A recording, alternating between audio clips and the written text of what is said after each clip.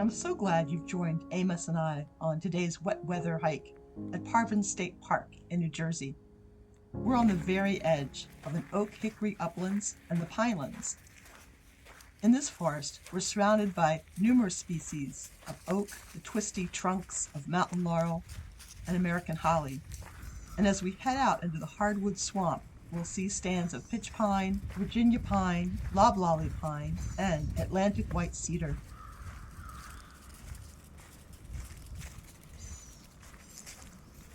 There's been a full night of rain, so the forest is damp, quiet, and misty. A beautiful day for a hike. As we hike through the transition zone from the upland oak hickory forest to the pine woods below, there's an increasing understory of heath plants, blueberry and huckleberry, which occupy the higher ground, while dense stands of North Atlantic white cedar with its fibrous bark tower overhead in the low areas.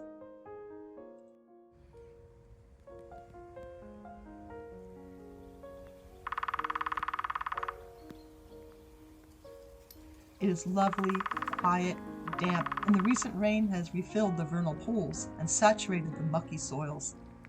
In between periods of mist and drizzle, I'm able to make a few pages of field sketches.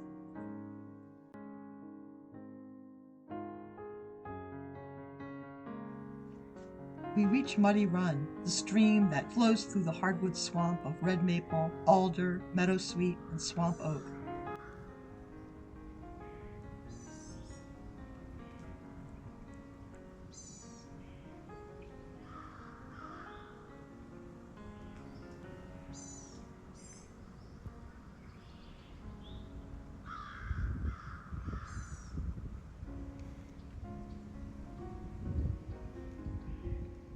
Just beyond the bridge, we find a pavilion originally built in 1934 by the Civilian Conservation Corps, or CCC. It's the perfect snack stop and a dry place to work on a more expansive sketch.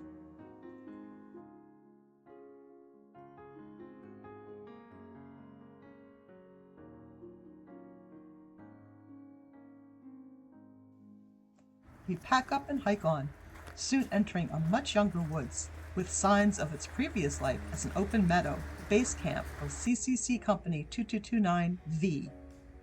We find cellar holes and foundations and even two old arborvitae that once framed the original Parvin State Park CCC camp sign, now surrounded by forest.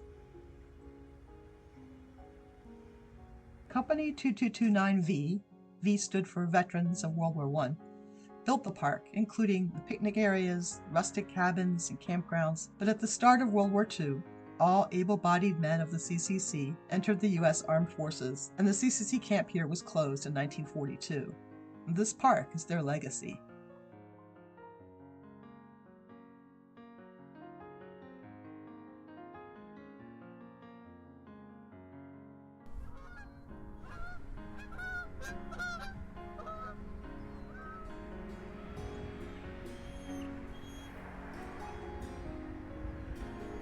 The only souls we met during our 3-mile hike were a woman on her bike with her dog trotting beside her. We stopped for a chat, and she told some wonderful stories of growing up in the area in the 1940s and 50s.